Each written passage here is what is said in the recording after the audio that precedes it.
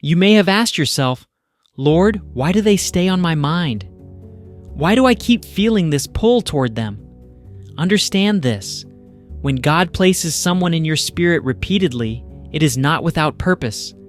My sheep hear my voice, and I know them, and they follow me. John 10:27. Sometimes it's not just memory. It's the Holy Spirit stirring you. It may be God's way of showing you that this person is tied to your destiny. He may be aligning two hearts, shaping two lives, and preparing a covenant that will serve His greater purpose. Think of Adam and Eve. God said, "It is not good that the man should be alone. I will make him and help meet for him." Genesis 2:18. Eve was already in God's plan for Adam, even before Adam knew he needed her. The connection was ordained from the beginning, and perhaps this is why you can't shake the thought of them, because God Himself is confirming what He has already ordained. But here's the key. Confirmation will always align with peace, not confusion. The one God has for you will not pull you away from Him, but draw you closer. And let the peace of God rule in your hearts. Colossians 3:15. You may see repeated signs. You may feel that inner nudge when you pray. These are not accidents. They are reminders that the Lord is at work. He is preparing both of you, shaping your hearts, and arranging the timing. To everything there is a season, and a time to every purpose under the heaven. Ecclesiastes 3:1. So hear this clearly. If God keeps bringing them to your spirit, it's not by chance. Don't ignore it, but don't rush it.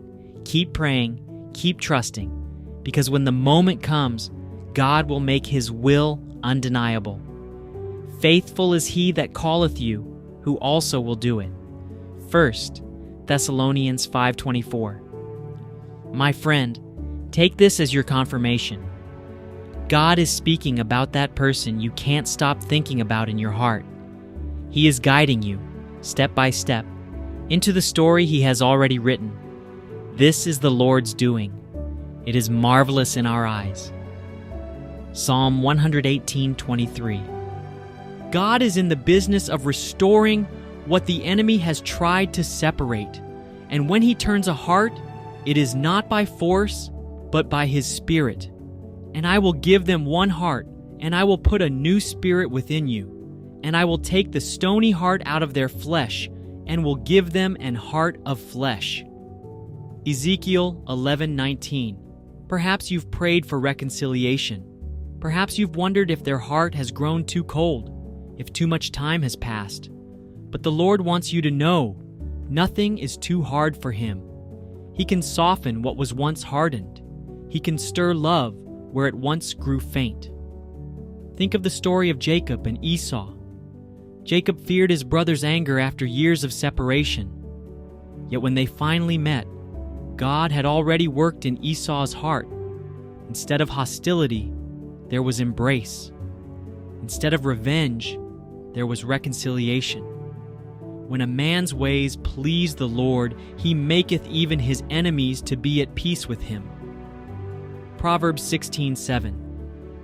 If God can turn enemies into brothers again, He can surely turn the heart of someone who once loved you.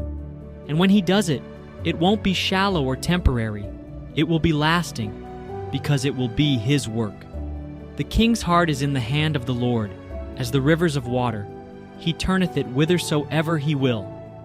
Proverbs 21:1. So here is the key. Trust Him with the process. Don't try to manipulate. Don't force what only He can do. Keep your heart pure, keep your spirit prayerful, and keep your faith strong. Because God is saying, I am turning their heart back. I am bringing you back. When it happens, it will be clear it was the Lord's doing, not by your striving, not by your words, but by His hand. This is the Lord's doing. It is marvelous in our eyes. Psalm 118:23. Yes, God is turning someone's heart back, and in His perfect time, He will bring you both together again. You've been wondering, Lord, should I reach out? Should I push forward? Should I be the one to act? But the Lord is saying no. This time, you don't have to force it. You don't have to strive. I am the one moving their heart. The king's heart is in the hand of the Lord, as the rivers of water. He turneth it whithersoever he will. Proverbs 21:1. That person has been feeling a stirring. God has been working on them quietly, in places you cannot see. He has been softening their heart, opening their eyes, and giving them the courage to do what they could not do before. And just as God stirred Jacob to return to Esau and stirred Joseph's brothers to come back to him in Egypt, the Lord is stirring the heart of this person to take a step toward you. To everything there is a season and a time to every purpose under the heaven. Ecclesiastes 3:1.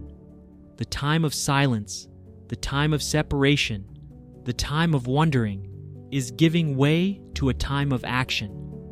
And this time, it will not come from your effort.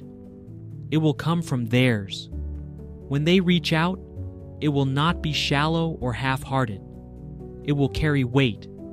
It will show intention. Because when God moves someone to act, he does it with purpose. Faithful is he that calleth you, who also will do it. 1 Thessalonians 5:24. So be at peace. Don't overthink. Don't let impatience push you to do what God has already promised he will handle. Trust him and wait with expectation, because very soon the message will come, the call will happen, the door will open, and when it does, you'll know it wasn't manipulation, it wasn't coincidence, it was the Lord. This is the Lord's doing. It is marvelous in our eyes. Psalm 118, verse 23. God is saying to you right now, your person will contact you. They will make the first move. Trust me to bring it to pass.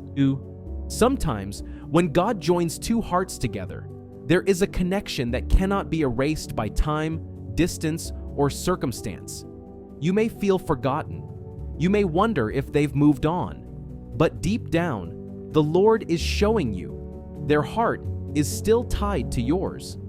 Therefore, what God has joined together, let not man put asunder. Mark 10:9.